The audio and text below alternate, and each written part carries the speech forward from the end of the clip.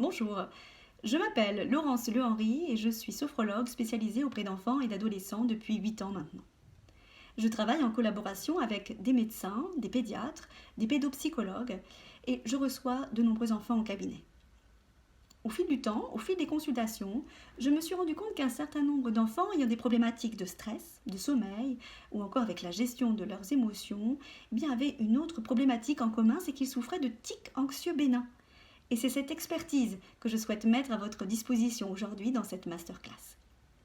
Il faut savoir que dans la grande majorité des cas, c'est sur recommandation de leur médecin, de leur pédiatre, que les parents se dirigent vers la sophrologie, car en effet, aucun test spécifique ne peut diagnostiquer les tics, et seul le médecin est habilité à poser le diagnostic. Souvent, les parents sont démunis face aux tics de leur enfant. L'enfant, lui, ne sait pas trop comment gérer ces mouvements brusques, ces mouvements soudains. Il n'en parle pas trop, ou alors s'il en parle, c'est pour dire combien il est gêné, ou combien ces tics le fatiguent, ou encore qu'on se moque de lui à l'école.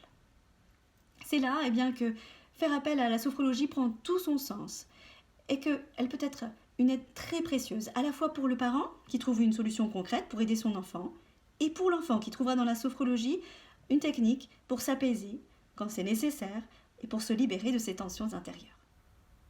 Dans cette masterclass qui se compose de 4 modules, je vous propose d'en savoir un petit peu plus sur les tics et ces différentes phases d'expression et aussi de vous aider à accompagner en tant que sophrologue les parents et leurs enfants.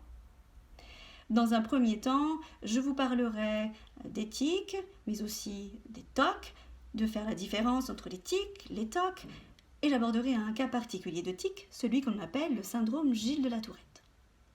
Dans un deuxième temps, je vous parlerai de l'apport de la sophrologie pour l'enfant souffrant de tics bénins, en apportant des axes de travail spécifiques pour les sophrologues, avec notamment l'importance de la première séance, l'importance du premier contact, comment construire une anamnèse spécifique à l'enfant souffrant de tics. Ce qui nous amènera dans un troisième temps à évoquer les différentes étapes de la prise en charge sophrologique. Bien entendu, vous trouverez pour chacune de ces étapes des séances complètes et des exercices adaptés à l'enfant. Sans plus attendre, je vous invite à me rejoindre dans cette masterclass. À très vite.